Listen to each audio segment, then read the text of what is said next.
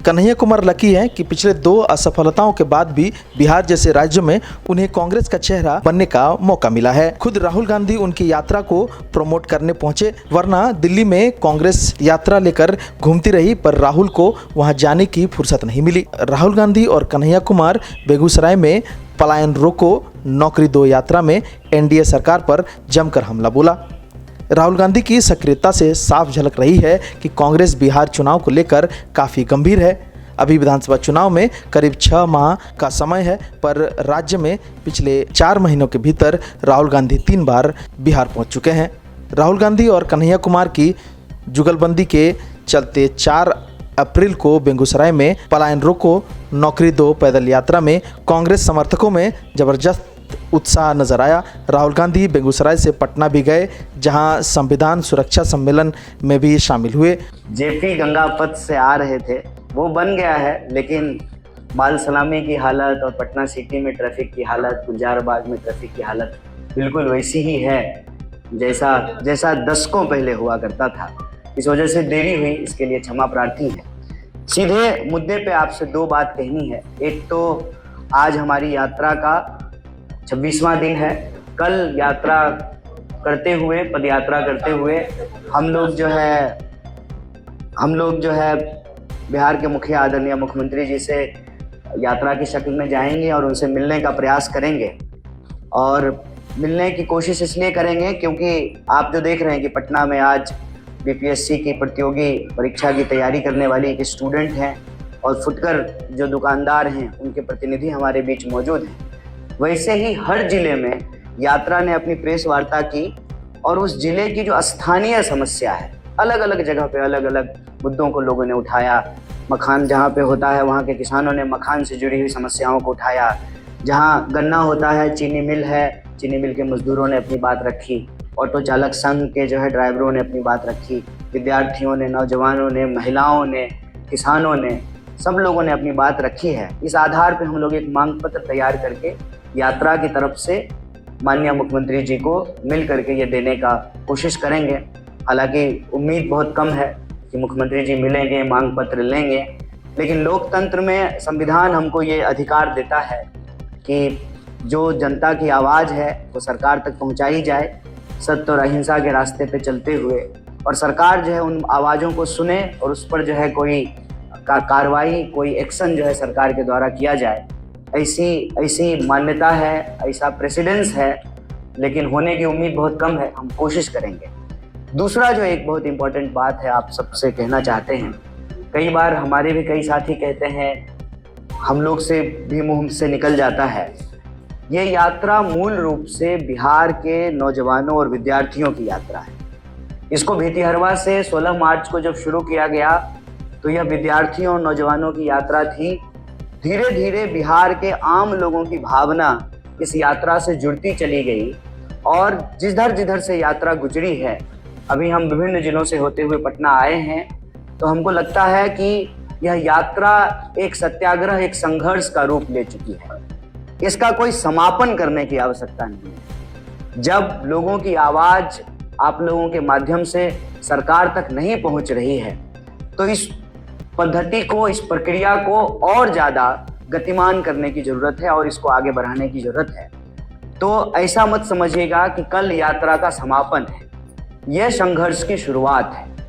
ये बिहार की सबसे जो जरूरी मुद्दे हैं बिहार के, उसका आगाज है।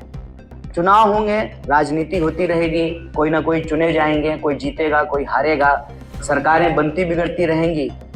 कोशिश ये है कि बिहार दुनिया में जो नए अवसर पैदा हुए हैं उसमें बिहार का स्थान क्या होगा।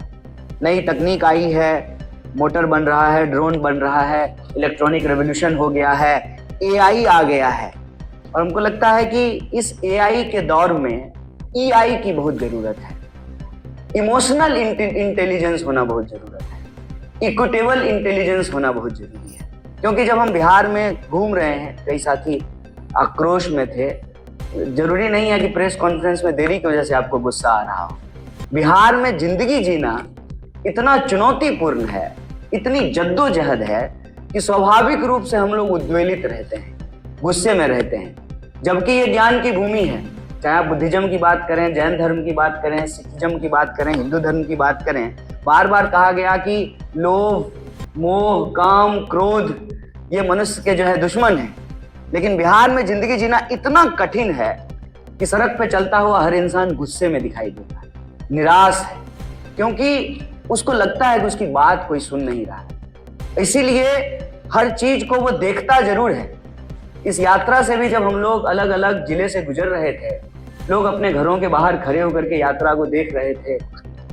उनके अंदर एक क्यूरियोसिटी थी, लेकिन साथ ही साथ जो है ना उम्मीदी भी थी।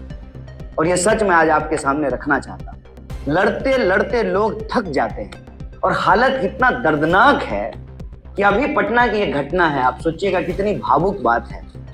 एक डॉक्टरी पढ़ने वाला स्टूडेंट IGIMS में पढ़ रहा है, उसका एक्सीडेंट होता है, खुद डॉक्टरी की पढ़ाई कर रहा है, अपने ही अस्पताल में जहां वो पढ़ रहा है उसको बेड नहीं मिलता है और प्राइवेट अस्पताल में जो है उसकी मौत हो जाती है। इससे ज्यादा और कोई प्रमाण चाहिए क्या? क्या हालत है हमारे प्रदेश की? और कोई रिपोर्ट चाहिए क्या? अगर रिपोर्ट चाहिए तो कैग का रिपोर्ट उठा करके देख लीजिए, क्या कहा गया है स्वास्थ्य व्यवस्था के बारे में। स्वास्थ्य व्यवस्था की हालत यह है कि आप बीमार हैं और सरकारी अस्पताल में जाएंगे तो आप ठीक नहीं होंगे, आप और बीमार हो जाएंगे। ये सच है और ये सच हम सब लोग अपनी आंखों से देख रहे हैं। बेकारी की बात करेंगे, शहरी क्षेत्र में 30% से ज्यादा बेकारी है बिहार में और ग्रामीण क्षेत्र में 9% बेकारी है। लगभग डबल हो गया है पिछले एक दशक में। देश का जो बेकारी दर है उस बेकारी दर से बिहार का बेकारी दर ज्यादा हो चुका है। किसान आत्महत्या की हालत, बिहार में किसान आत्महत्या नहीं करते थे। जवान हालत की आत्महत्या की हालत और लोगों के रहने की जो व्यवस्थाएं हैं, आप देखिए कि पटना में स्टूडेंट किन परिस्थितियों में रह करके पढ़ाई कर रहा है और नतीजा क्या है? नतीजा यह है कि पढ़ते जा रहे हैं, मालूम नहीं है कि एग्जाम होगा कि नहीं होगा, ये एग्जाम का पेपर लीक तो नहीं हो गया है। कोई भी आज बनी है यूनिवर्सिटी, पटना यूनिवर्सिटी 1907 में बन गई थी। Patna university, Magadh university, BN मंडल, तमाम यूनिवर्सिटियां बनी हुई हैं। यूनिवर्सिटी की हालत क्या है? सेशन टाइम पे नहीं है। तो जब पढ़ाई नहीं मिलेगी, इलाज नहीं मिलेगा, रोजगार नहीं मिलेगा और सामाजिक सुरक्षा नहीं मिलेगी, आप अपराध की घटनाओं को उठा करके देख लीजिए। आम लोग का कौन पूछता है? MLA, मंत्री, नेता, उनके परिवार वालों की हत्याएं हो रही हैं। खुद बताइए ना कि सुशासन के इस दावे में कितनी सच्चाई है। नेताओं के परिवार वालों की हत्याएं हो रही हैं, अपराध बढ़ रहा है और कहा कि शराबबंदी करके जो है नशा बंद करा दिए। विभिन्न जिलों से घूमते हुए जो एक सबसे बड़ा मुद्दा बिहार में देखने को मिला, जिसको लेकर के माँ बाप बहुत परेशान है कि बिहार में नया तरह का सूखा नशा चल रहा है। पहले लोग कहते थे कि बिहार के लोग जो है खैनी खाते हैं, तंबाकू खाते हैं, ये भी जो है अंग्रेजों के साथ आया था। अब जो नए अंग्रेज आए हैं, वो मुंद्रा एयरपोर्ट से जो ड्रग्स चलता है वो अब बिहार के गांव-गांव में पहुंच रहा है। हालत ये है कि थोड़ा सा अगर घर खुला छोड़ दे तो मोटर खोल करके बेच देगा। गटर का ढक्कन जो है उसको तोड़ करके जो है उसका लोहा बेच दे रहा है। तो आप बताइए, ड्रग्स, नशा बढ़ रहा है, अपराध बढ़ रहा है, महिलाओं के खिलाफ अपराध बढ़ रहा है और दावे क्या है? सरकार ने सर्वे कराया, कास्ट सर्वे कराया, उस कास्ट सर्वे में कह रहे हैं कि 7% लोग भी ग्रेजुएट नहीं है बिहार में। क्या हालत कर दिया है? दलित की हालत खराब, पिछड़ों की हालत खराब, अति पिछड़ों की हालत खराब, गरीबों की हालत खराब, किसानों की हालत खराब, मजदूरों की हालत खराब, स्कूल का हालत खराब, अस्पताल का हालत खराब। तो पलायन नहीं करेगा लोग तो क्या करेगा? इसीलिए ये एक बहुत बड़ा मुद्दा है। इस मुद्दे को लेकर के हम लोग बिहार में चल रहे हैं और मीडिया के साथियों ने बहुत सहयोग किया है। हमें उम्मीद है कि बिहार की राजनीति के विमर्श के केंद्र में पलायन एक बहुत गंभीर सवाल बनकर के उभरेगा और पलायन के जो कारण हैं, उन कारणों के निदान से ही पलायन रुकेगा और दुनिया में जो नया अवसर पैदा हुआ है, बिहार उसके साथ कदम से कदम मिला करके चल पाएगा और एक बेहतर बिहार का निर्माण हो पाएगा। इसी आशा और उम्मीद से हम ये यात्रा कर रहे हैं। कल पटना शहर में पदयात्रा होगी और हम लोग जो है मुख्यमंत्री जी से मिलने का प्रयास करेंगे और कल हमारे कांग्रेस पार्टी के युवा नेता और जो है विभिन्न पदों पर जिम्मेवारियां निभाने वाले सचिन पायलट जी भी जो है उस यात्रा के लिए आ रहे हैं। पूरी कांग्रेस पार्टी इस यात्रा को सहयोग कर रही है।